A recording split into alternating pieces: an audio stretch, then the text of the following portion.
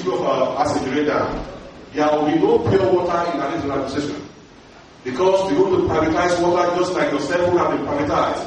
Anybody that will sell pure water in Oyo State must pass laboratory standards. Because we are tired of people going to Oyo State to our hospitals, dying from typhoid, dying from cholera. So those are the health implications that this administration will bring to fore. Because we are dealing with a knowledgeable man. The second point on housing, if you look at the Ibadan man, and I do not like what has been ascribed to Ibadan analogy for your state, dirtiness, garbage.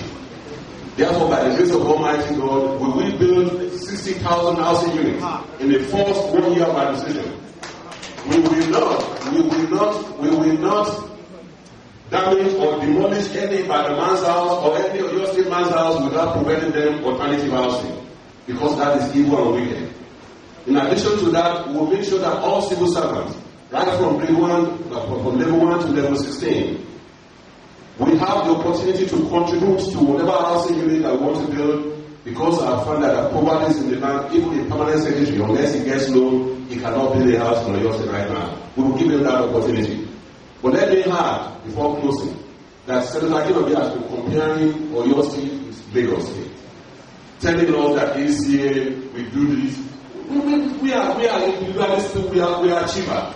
We can achieve in Oyo State, but people who go to Oyo State North, Oyo State South, we can exist for ourselves. We don't want to dance around looking for everybody to help us. We need to solve our own problems. We have to do that.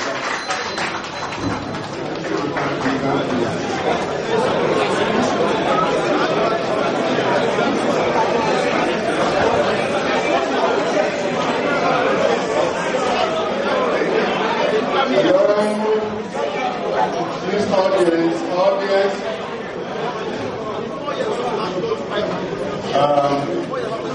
Thank you very much. Two questions on infrastructure and utilities. Please, attention, please. Members of the audience, attention. We will now move to issues surrounding security. And for that, our panelist, Mrs. Angela Tuarabi, will pose the questions, and I will want to start in responding. Right, thank you very much, Mr. Moderator. I want to welcome again everybody seated there, those watching and those listening at home. I also want to say we appreciate the aspirants who are here answering the call of the people, so that the people can know what they have on the table, so they'll be able to vote better and vote right. So, our governorship aspirant, we all know that one of the primary functions of government is to provide security and welfare for the people. That is the basic thing that we know. But what we want to know this morning is this: how do you, as an administration, as a person, what plans do you have for the people of Oyo State as regards security of life and property? And to this end, I'll be asking you 3 questions, like you know, and the first one goes first. So, there are constraints we know as regards policing, because it's centralized. And we all know what constraints the Constitution is placed on state governments as regards that. So the other state people wants to know, please, SARS, how do you intend to secure Oyo State in terms of life and property? Thank you very much. As I have the permission that the panel candidates, the governorship candidates themselves are closely observing to be the best to answer. I so call on you to answer.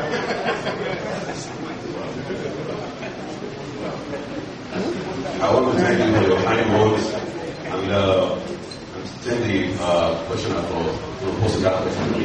If you look at through my manifesto, you'll find out that one of the cardinal points that I raised is security of life and property. No investor, white, maroon, Indians, or Japanese will follow anybody to Nigeria because of that issue. Armed robbery is on the prowl on all our roads. I've been a victim of armed robbery before, that I can tell you. When they smash my cars, they also start at there, so I know what it is. So I've made it one of my cardinal principles to make sure that security of life and property is maintained on your street in order to bring investors in. But how do we do it? I have a home in Ibadan that I cannot sleep, I run away because of armed robbers.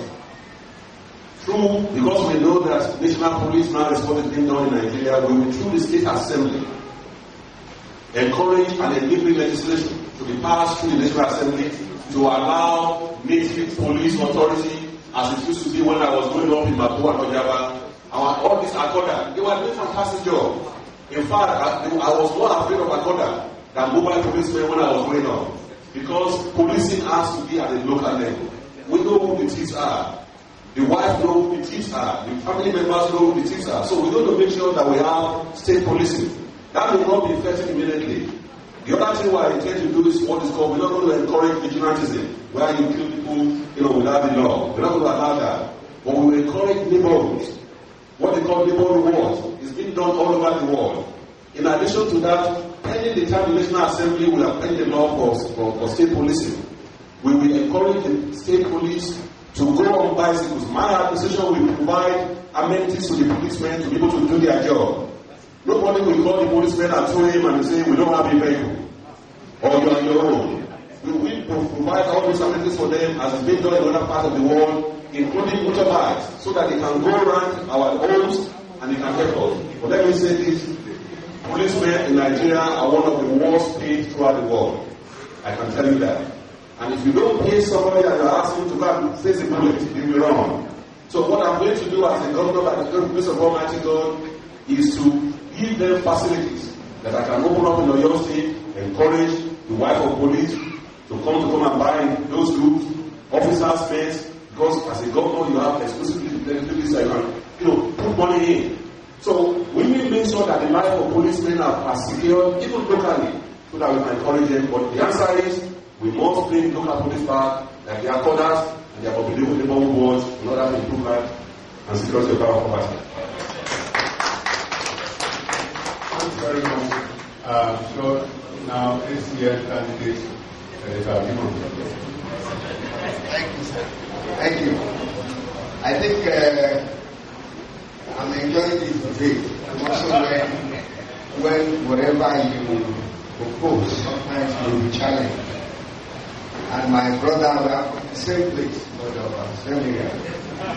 And every time he talked, he was talking about what happens in the world.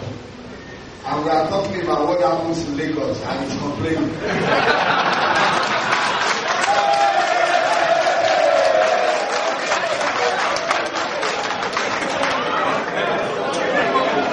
Distinguished ladies and gentlemen,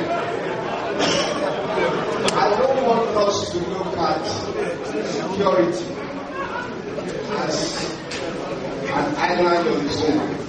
My own approach to security is what I call a developmental approach. I divided it into 4 levels. Security of basic needs: food, shelter, clothing. When people are not fed, when they don't have basic needs, they tend to be violent. They tend to be disruptive. They sometimes become miscreants. So I think for me, if we are able to provide jobs through agriculture, through commerce, through industrialization, through trading, one element of insecurity is removed. Second level of security is what I call social inclusion. Social inclusion simply means everybody wants to participate in what affects him or her. And honestly, that is the foundation of democracy. The ability to participate in what concerns you.